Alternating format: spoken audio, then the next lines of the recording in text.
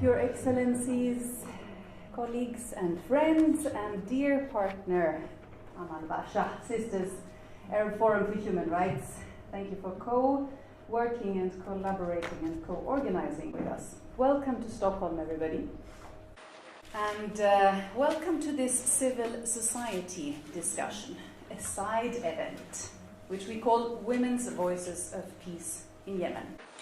We're gathering this afternoon in Stockholm on the 7th of December, at the same time as the UN-led consultations are taking place in order to hear women voices.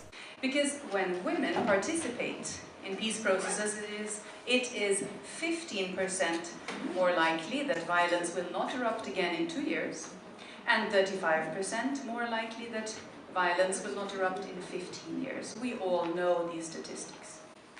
As Swedish umbrella organization, Operation 1325 informs, advocates for the implementation and capacity builds about women, peace and security, for the protection of gender-based violence in conflicts, and for participation of women before, during and after conflict. The Yemeni people cannot tolerate this war, the famine and the dire humanitarian situation any longer. Time has come to work towards sustainable and inclusive peace in Yemen, which must be built with women. I invite us now to hear voices of women for peace, as we let everyone have a space here today.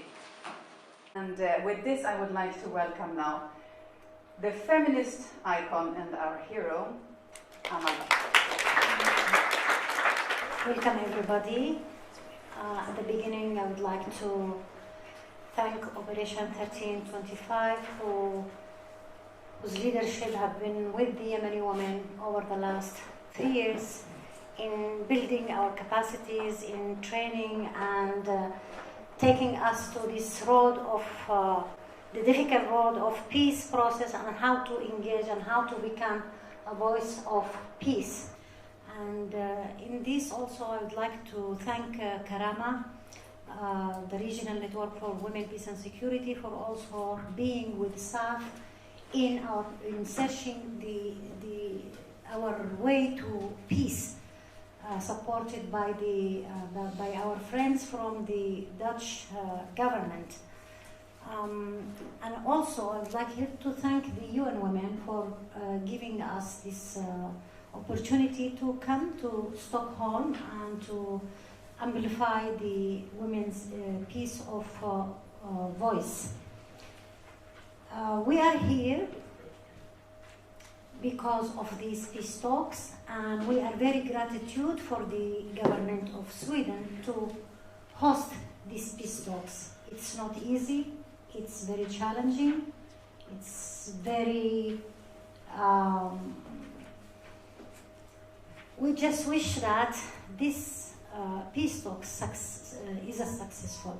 We really feel that Sweden has no interest in except bringing peace to the 30 Yemeni million people who have been suffering over the last 4 years. We have more than 2.5 million IDPs. We are having almost 1 million refugees in the neighboring countries. Maybe you don't know about the Yemenis refugees because we are not closer to you. We are closer to Djibouti, Somalia and Saudi Arabia. We are here to amplify the voice of the Yemeni people who have been suffering, who are starving, those who are not killed by missiles of the coalition or the mines of the Houthis. They are killed because of cholera, because of starvation, because of lack of medical services, because of inability to seek medical services from outside, because of the blockage, because of the close of all our airports except the one in Aden. We are here to encourage and to support the peace process led by the UN, and to tell the UN and all the loving people of Yemen that we are all here.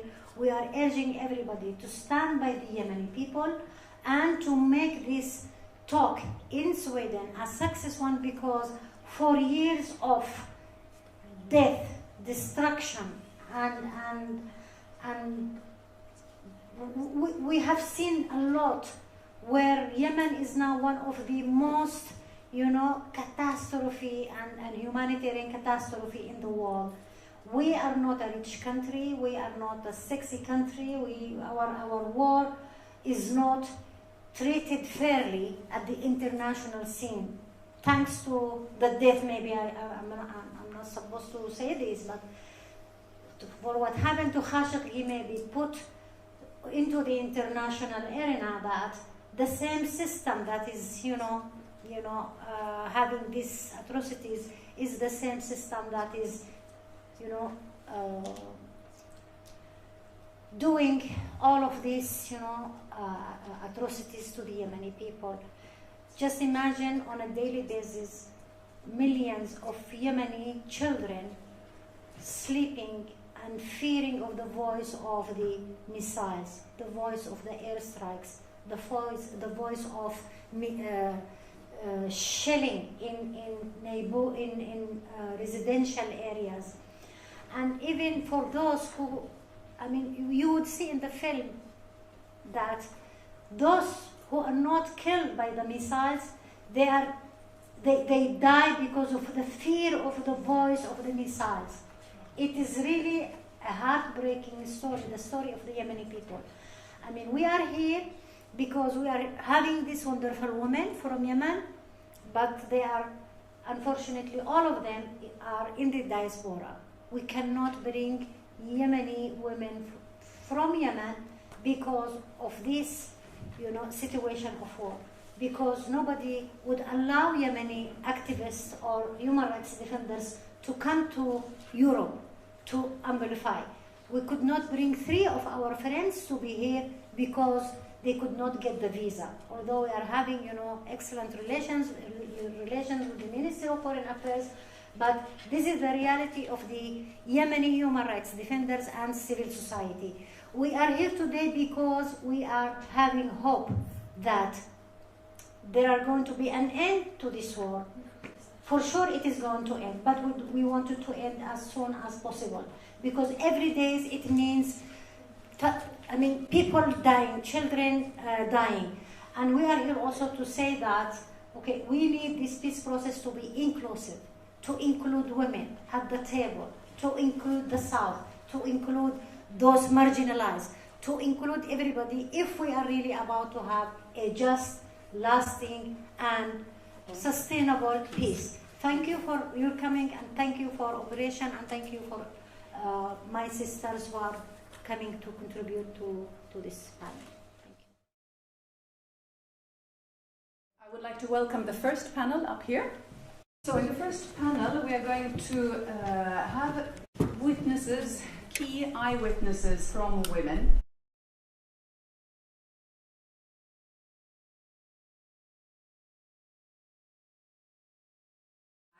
We are the civil society in the field.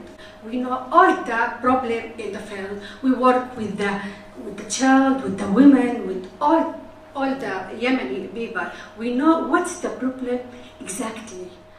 I don't know why no one listened to us. And also now they continue to just for between two sides, no women.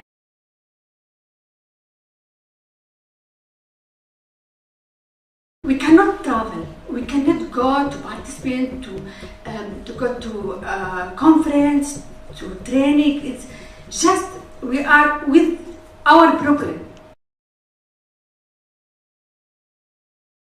According to the narratives, it's always about neighboring countries bombarding, or extremism, or humanitarian crisis.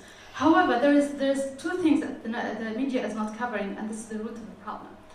And if we want to reach peace, and the economy of peace, where justice and fairness and distributions and is there, we have to address the root of the problem. The Houthi movement, they have declared in 2012, whereby they publicly announced that they are the chosen race by God, and they believe in the Zaydi Hadawi religion political theory, which gives them the divine entitlement and ruling. Here, I would like to stop. If we want peace and economy of peace, and there's like just in this economy, then I would urge that the negotiations for Yemen should rid themselves of historical notions of divine entitlement, which have no place in the Republic of Yemen. The Houthis have maintained to make money and keep this war going on as well. We have heard a lot about the aggressive neighborhood, but we don't know what's going on the ground. There are a lot of violations going on the ground and some weapons that is bought. It was the first thing to be on the table and discussed even before they come to Sweden.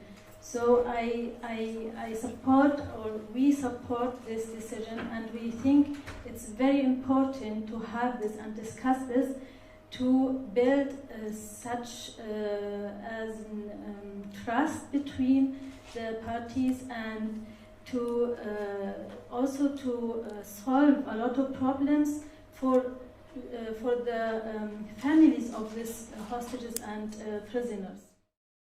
The hostages is different than the war prisoners. War prisoners, he knows I am in the field, I will be killed, or I will be hostage. But who are taking from their home, from their works, from their families, they are some civil people who don't have anything with the war. Yemen is facing and witnessing a disaster, a humanitarian disaster. It breaks my heart to say these numbers and to talk about it.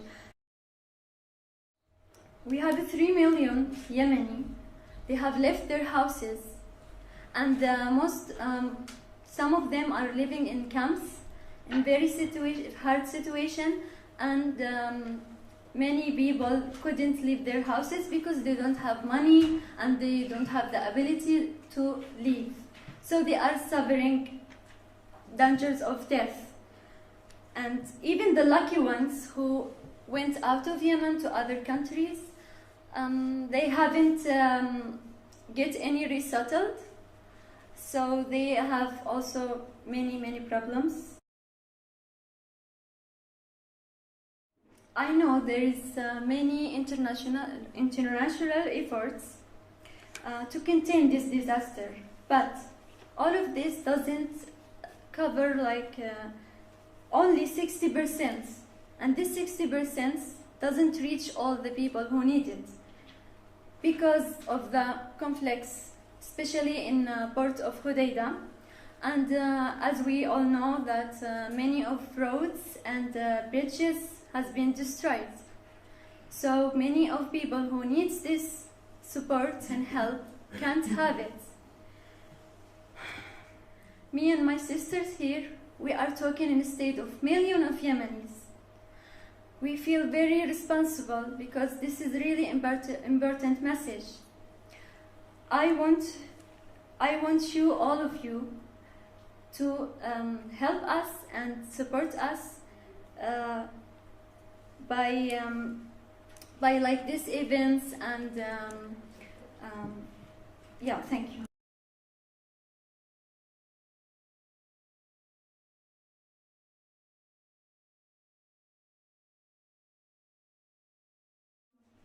This subject is, we are not supposed to discuss it or to give proofs that women should be on the negotiation table, but we have to, because whenever we talk about that, people start telling us, okay, women didn't start this war, so they shouldn't be in the negotiation table because they are not the ones who are going to end this war.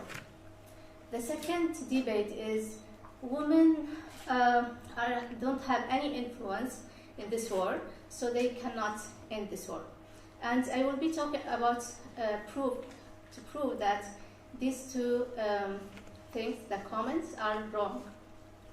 First of all, if you look in the history or even these days, those who stopped the war are usually not the ones who started the war.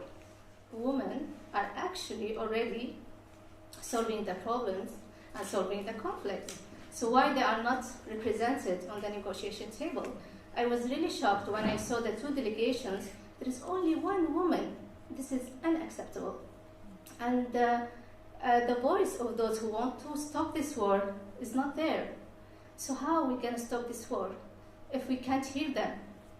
That's why we should see more women on the table. Thank you. The conflict, the real conflict, started in 1994.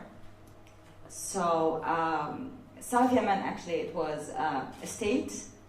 They became unity with the North Yemen in 1990. And then there is like a war happened in 1994. So the first invade for the southern people was in 1994. And then those people started calling for simple things, rights from the new government, the unification government, but no one listened. So they start the Hirak movement in 2007. And then no one listened to them. No one heard them. So southern people, the peace movement, they kept going in the streets till 2011. They support actually the whole Arab Spring at that time. And the new government, the Hadi government, also, he ignored them. So the roots of the conflicts start from there, because they are calling, before they start to calling about the simple rights, the simple social services, because actually we have a very warm weather in the south area. So after during the war in 1994, there is like kind of damage for the electricity station in Aden. And then,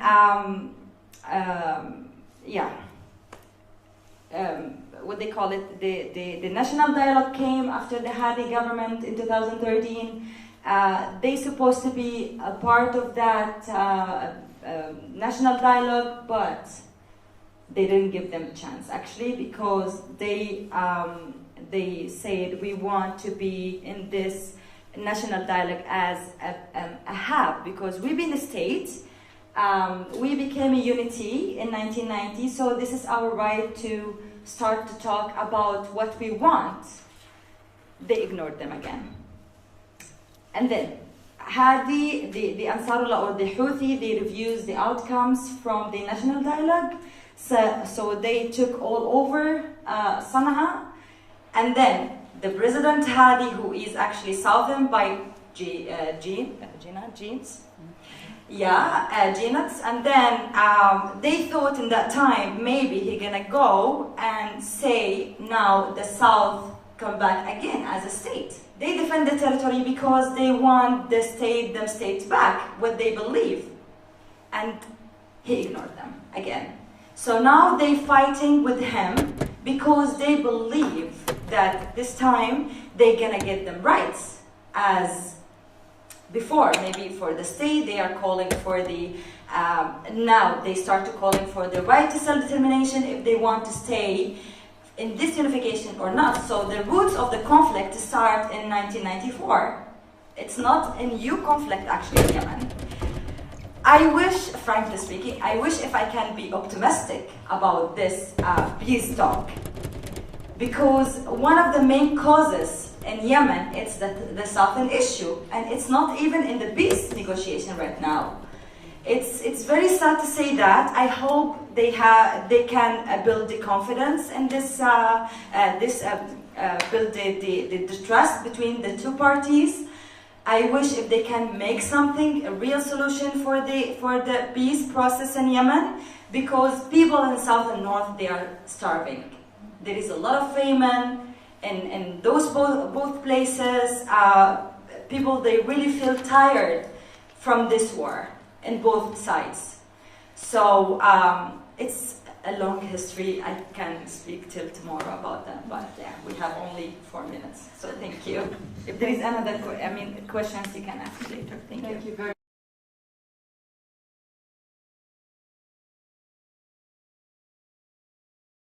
When we look at the conflict in Yemen, it's important to understand that this is an intrastate conflict. It's a civil war between a non-state actor, the Houthi rebel group, and the government, or the internationally recognized government, and it's a conflict over power or a government. And of course, there is a regional actor involved in this conflict, mainly the Saudi-led coalition, who have been bombarding the country since 2015, supporting the government side. And an active actor in this coalition, which is the United Arab Emirates, which is deeply involved in the southern part of Yemen, and they have a very different agenda. And then you have an international actors in terms of weapons industry. You have countries, large countries like the US, the UK, and other European countries who have been selling weapons for the conflict parties, and in that sense, perpetuating the continuation of the war. And this gives sense to many Yemenis that there are too many actors involved for this war to continue, and too little actors are trying to find a resolution for the conflict. One thing that I noticed in the European media, in Western media in general, that the war in Yemen often portrayed as, a proxy war between Saudi Arabia and Iran. I think we need to be very cautious about using this, because the Saudis has been using this as a way to legitimize this disaster war in the country. Of course, there is an involvement of Iranian involvement in the war, but it's very limited. And Iran doesn't have the history and the involvement that Saudi Arabia has had throughout generation. When it comes to Saudi Arabia, there is a lack of coherence when they deal with the war in Yemen, and this has been the case for years. The Saudis has shifted their policy in intervention in Yemen from patronage policy by, they had this well-known policy, keep Yemen stable but not too stable. Remember, Yemen is the only republic country that is surrounded by 6 absolute monarchies, have a civil society, that it has been perceived as a threat in this region. So there has been a shift from, proxy involvement inside Yemen through patronage, but all of a sudden there is a direct military intervention. And this reflects the internal changes within the House of Saud, the young prince, the youngest Minister of Defense, Mohammed bin Salman, using the Yemeni war also as a way to promote himself to power. And I think he was calculating, thinking, he wanted to have a blitz work, like Germany style of bombarding heavily and then winning. But you are actually waging a war against non-conventional actor. So it's impossible to win the war, causing humanitarian crisis and war crimes. Now there is a momentum, as Aman mentioned earlier, because of the tragic fate of this journalist, the death of the murder of the Saudi journalist Jamal Khashoggi, where Saudi Arabia is now feeling a sort of pressure. There is no victory in sight, and they want to find a way out of the war. And as we heard, for the first time, they are willing to talk to the rebel group. Behind at least the scenes.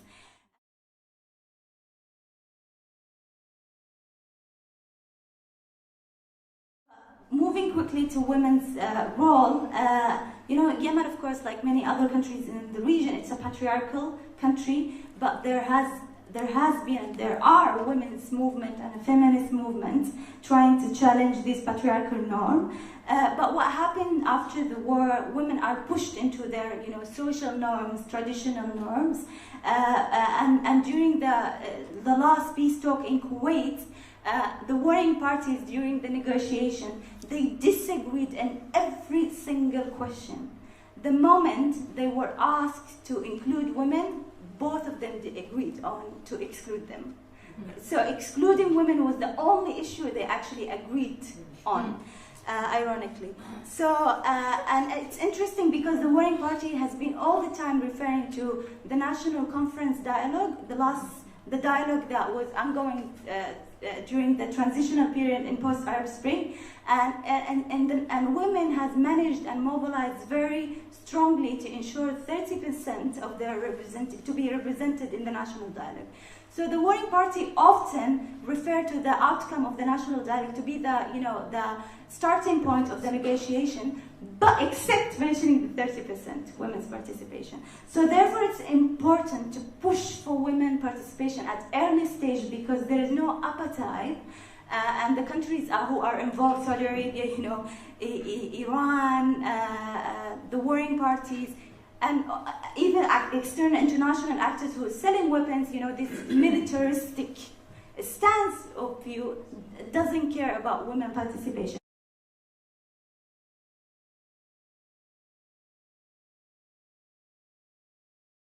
We have two advisors at the UN Envoy Office, a women's advisory, which is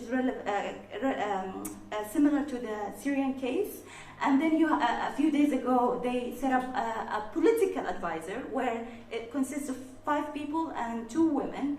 I think we need to increase women participation and also a direct communication between these advisory groups and the civil society in Yemen. There is all the time this sense of constraint against their communication with the civil society, what is to say, what not to say, how they could communicate. I think we need to have a sort of open channels, because apparently now there is no way to intervene, but nevertheless it's important to push women. So last word about the negotiation, about the consultation process now in Sweden. I think I need to hope for an end to war, so let's hope for the best and plan for the worst.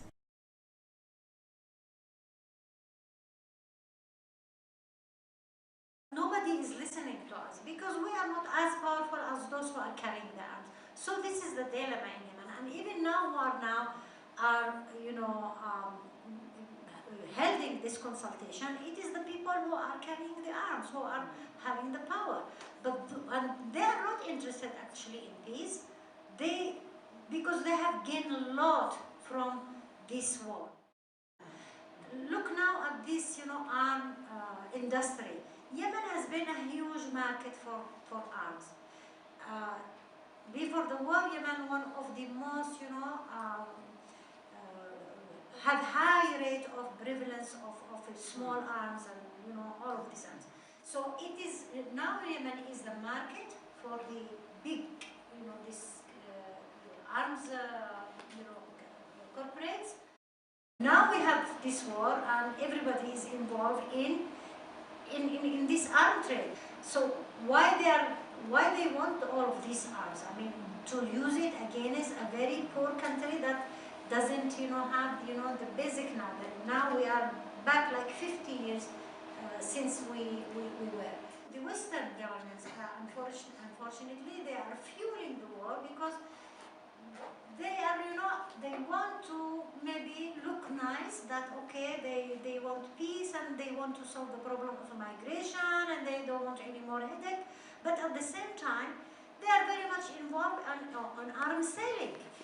So they cannot stop it. Even here in Sweden, this is one of the biggest countries in arms selling, and we're saying, okay, now you have to adhere to the human rights and to the trade agreements, and to put these violations of the international human rights law, at the forefront of your political agenda, because you cannot be hypocrite. On one hand, in the Human Rights Council, you are supporting and you are, helping us in making, war crimes accountable, and you are helping in creating this eminent expert group. At the same time, when it comes to the arm trade, I mean, you are just giving us a blind eye. So, I mean, we want our friends, civil society, journalists, parliamentarians, even politicians, to stand and to speak truth to power, that we cannot have double standards. Either you are really promoting the democratic values and to stand against those theocratic and undemocratic regimes in the region who are just, creating all of these problems, not only in Yemen, but in the whole region. The Western countries, they are supporting Saudi Arabia, they are giving them all this, legitimacy in spite of their very bad records when it comes to human rights, very bad records when it comes to terrorism, very, very bad when it comes to extremism. So all of these, I mean, we should really address these issues because we are unstable country, unstable region, and unstable world because of this very, I don't know how to explain it, but this is an outdated regime that does not relevant to this modern world.